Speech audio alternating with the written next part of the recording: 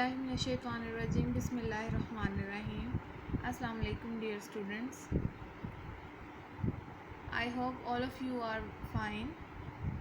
आज हम अपना बायोलॉजी के टॉपिक जो डिस्कस करेंगे that is growth correlations, growth and development in animals, जिसमें बहुत सारी स्टेजेस हैं डेवलपमेंट इन चिक्स के अंदर, जिसमें से फ़र्स्ट 2 स्टेजेस जो है वो हम आज डिस्कस करेंगे। ठीक है, तो हम अगर प्रीवियस नॉलेज की तरफ जाएं तो कल हमने डिस्कस किया था कंडीशंस फॉर द ग्रोथ, जिसमें हमने एक्सटर्नल और इंटरनल फैक्टर्स देखे थे।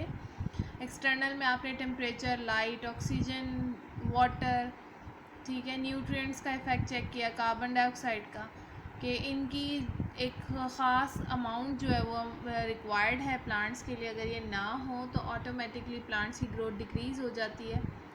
जबकि इंटरनल फैक्टर्स में हमने हार्मोन्स और वाइटामिन्स को डिस्कस किया था कि इनका होना भी ज़रूरी है, इनके बगैर भी प्लांट्स जो है वो अपनी ग्रोथ ऑप्टिमम शो नहीं करते। तो अब हमने आज जो उससे रेलेवेंट नेक्स्ट पढ़ना है, फिर अच्छा इसके अलावा हमने डिफ्रेंसीशन को भी देखा था थोड़ा सा।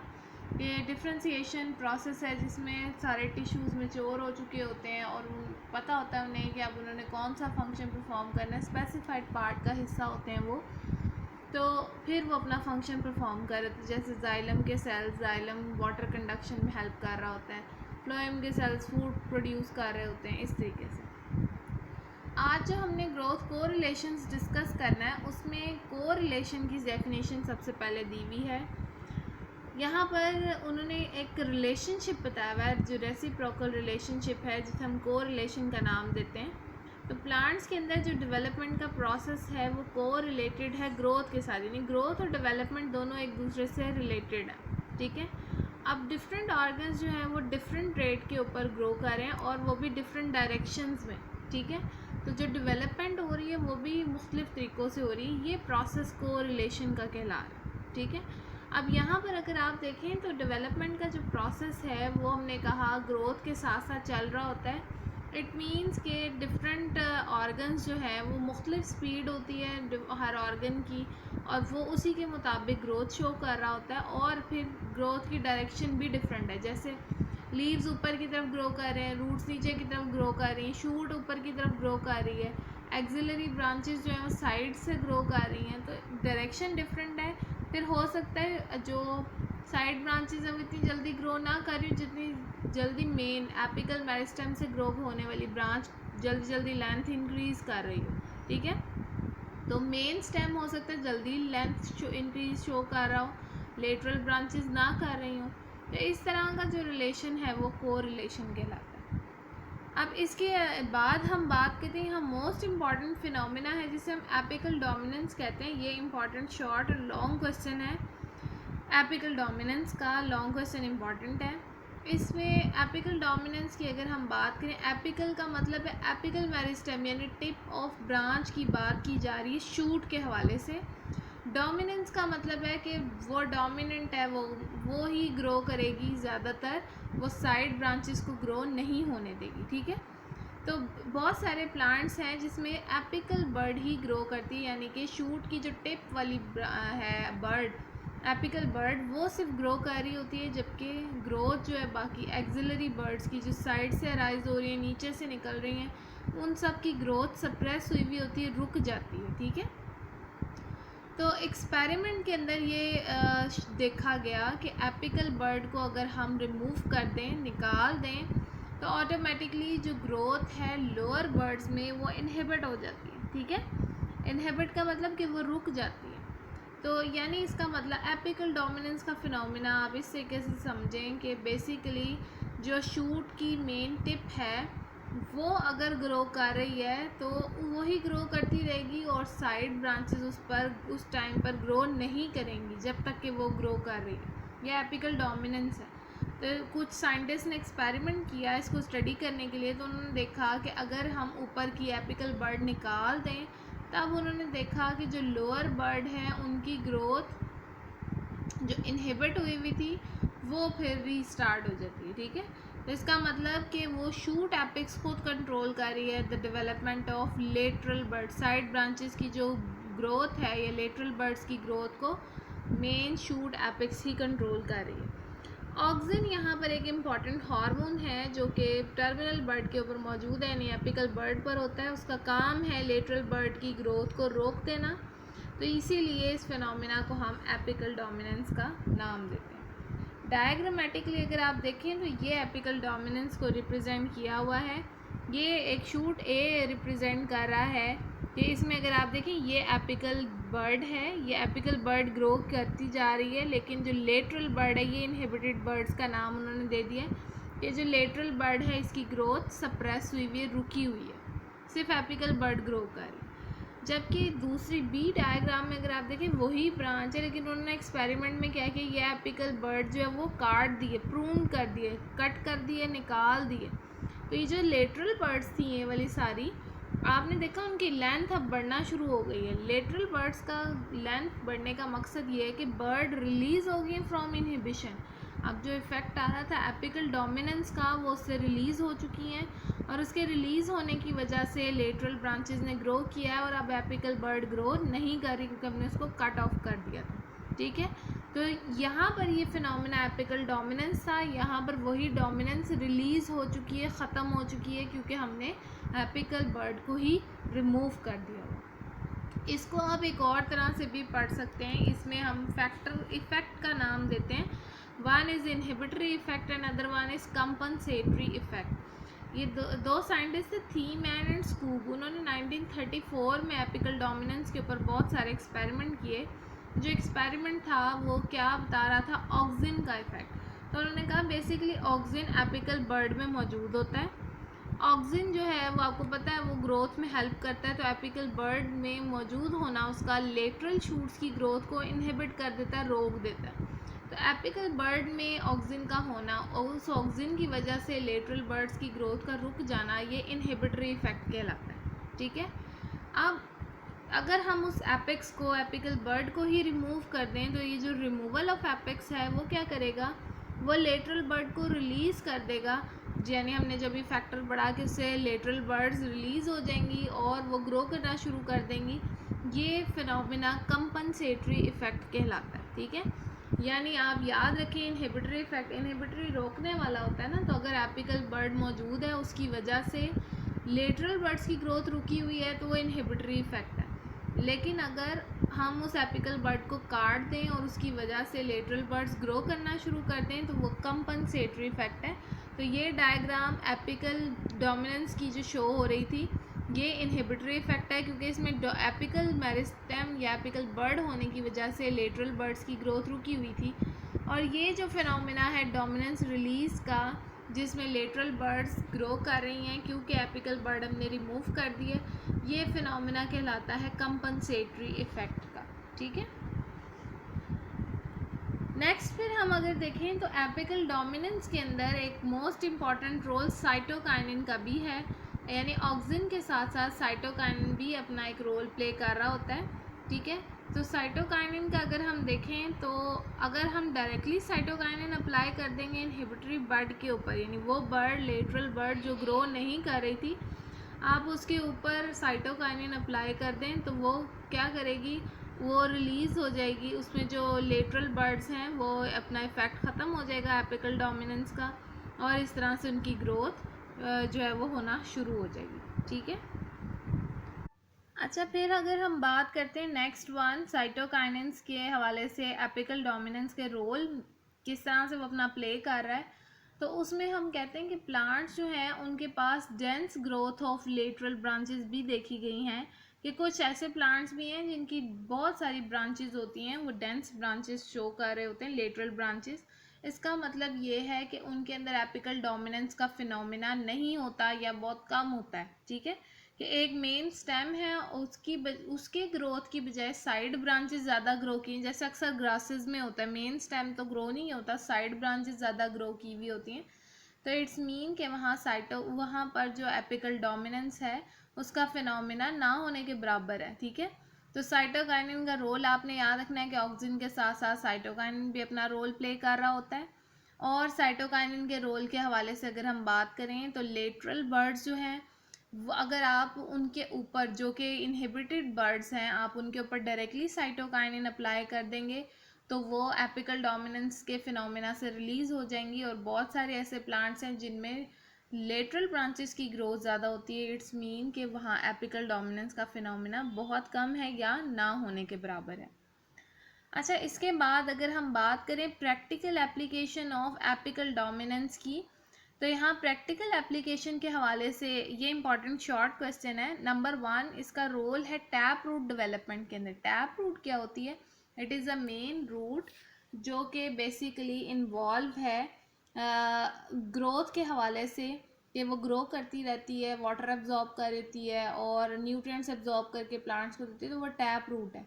जबकि इनहिबिशन ऑफ स्प्राउटिंग है ऑफ लेटरल बर्ड्स, जिन्हें हम आइस कहते हैं in potato tuber, by applying synthetic oxygen. आप सिंथेटिक ऑक्सीजन अप्लाई कर दें, ठीक है।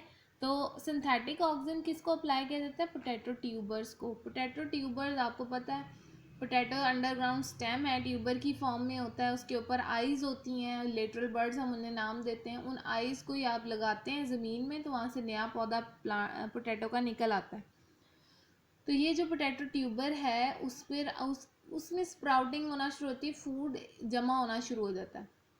उसकी स्प्राउटिंग होने की वजह से क्या फूड जो है वो उसमें होगा। नंबर 2, वो जो है वो फूड स्टोर करते करते एक टाइम आएगा कि वो वहाँ से न्यू प्लांट्स ग्रो करना शुरू कर देते हैं लेटरल बर्ड्स में से। तो ऐसे पोटैटो को हम फूड के तौर पे इस्तेमाल नहीं करते हैं ज़्यादातर।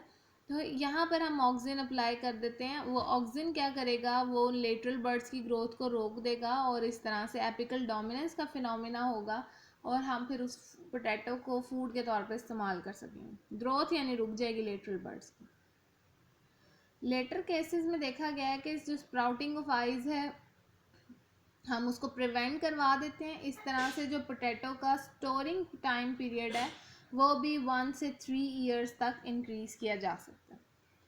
फिर ग्रोथ और डेवलपमेंट इन एनिमल्स है नेक्स्ट वन, ठीक है। यानी आपने ये भी ग्रोथ कोरिलेशन पढ़ा, ग्रोथ कोरिलेशन में ग्रोथ और डेवलपमेंट का एक रिलेशन स्टडी करवाया गया है एपिकल डोमिनेंस की फॉर्म में। वहाँ ऑक्सिन साइटोकाइनिन का रोल इम्पॉर्टेंट था, ठीक है। यहाँ तक तो आपने पढ़ लिया growth and development in plants. अब growth and development in animals के अंदर हम सबसे पहले एक ब्रांच स्टडी करते हैं बायोलॉजी की, जिसको एम्ब्रियोलॉजी का नाम दिया जाता है।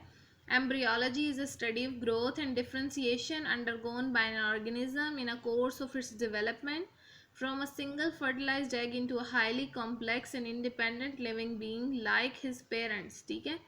embryology is a study of embryo logy mean study of embryo. अब एम्ब्रियो क्या है? Embryo is a formation of an organism, ठीक है।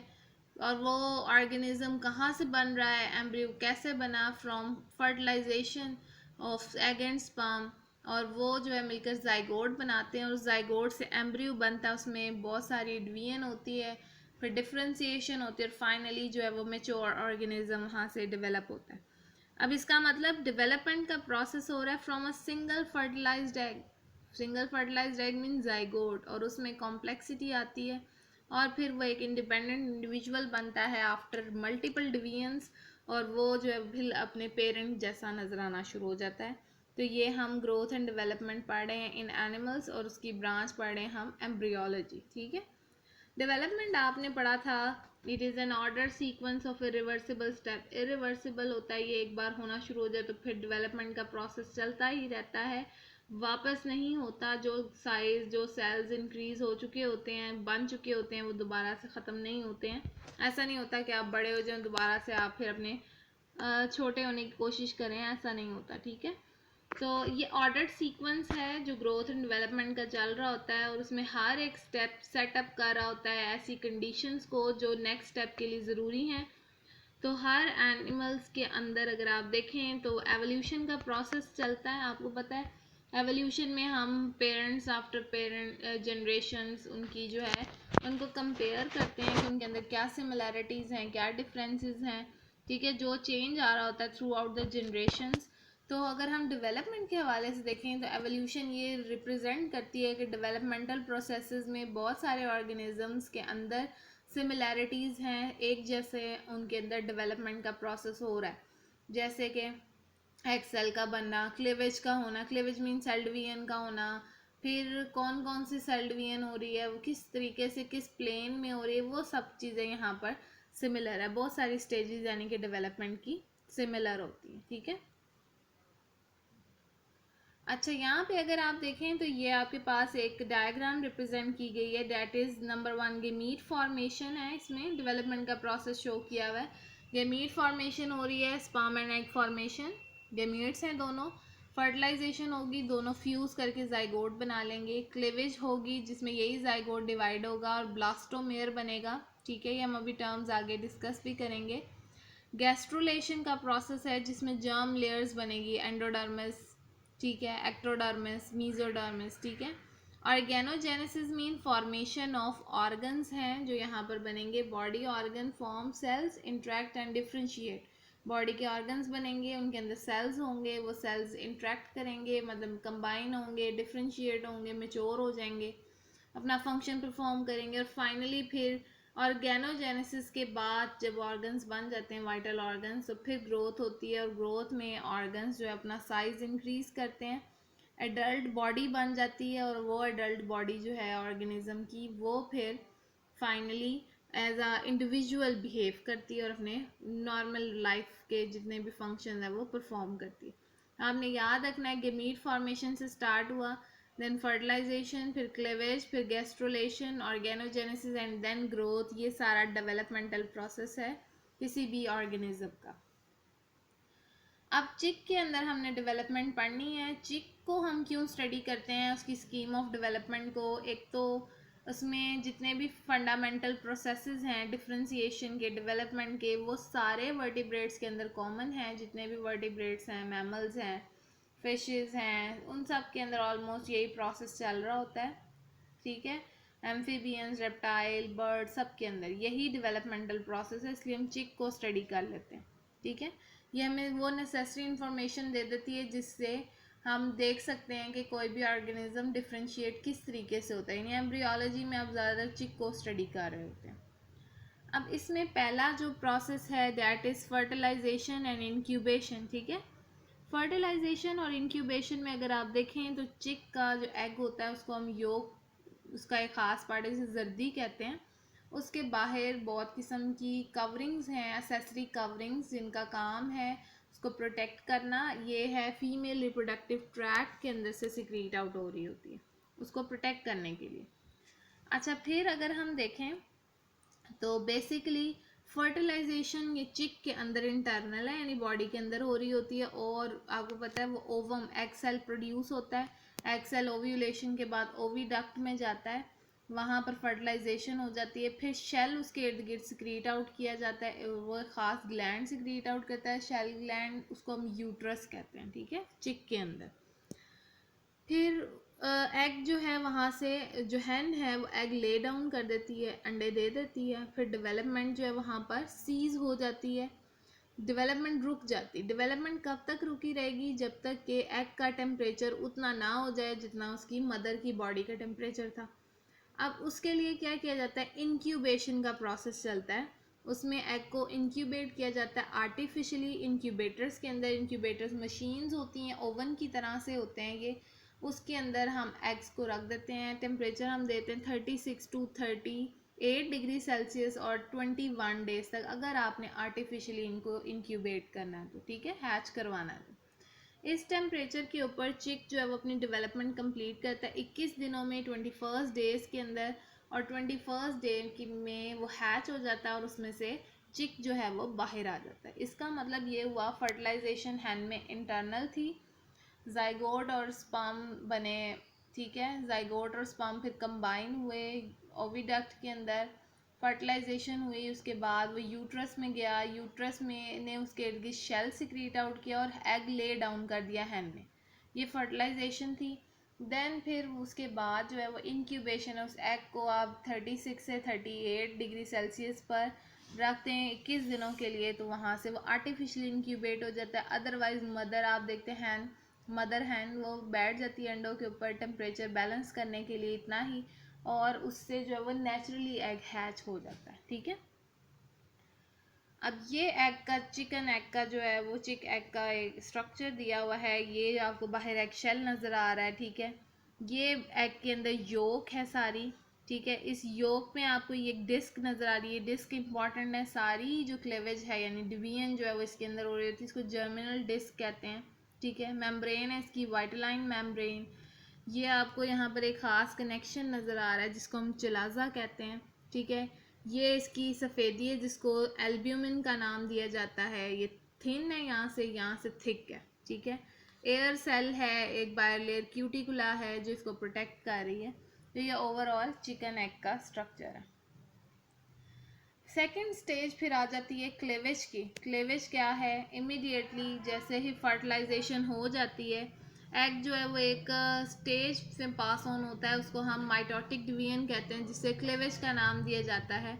बर्ड्स के अंदर जो ये प्रोसेस है एग, बर्ड के एग के अंदर, वो एक ख़ास छोटे से पार्ट तक ही कन्फाइंड है। उसको हम नाम देते हैं कि वो एक स्मॉल डिस्क है प्रोटोप्लाज्म की, जो यॉक की सरफेस के ऊपर मौजूद है एनिमल पोल में, जिसे मैंने आपको नाम दिया है जर्मिनल डिस्क का, ये वाली साइड, ठीक है। इसको हम डिस्कॉइडल क्लेवेज का नाम देते हैं क्योंकि क्लेवेज यानी सेल डिवीजन यहीं पर हो रही होती है। फिर क्लेवेज फरो जो है वो स्टार्ट होती है क्लियर साइटोप्लाज्मिक रीजन में। यहाँ पर जो रीजन था वो बिल्कुल क्लियर है। First two cleavage plane vertical हैं। अगर आप डायग्रामेटिकली देखें तो आपको यहाँ पर ये क्लेवेज भी शो की हुई है, दैट्स इट, ठीक है। ये देखें प्लेन साइटोप्लाज्म में पहली वर्टिकल हो रही है, ठीक है, क्लेवेज। उसके बाद जो है वो आप देखेंगे हॉरिजॉन्टल क्लेवेज हो रही है, ठीक है।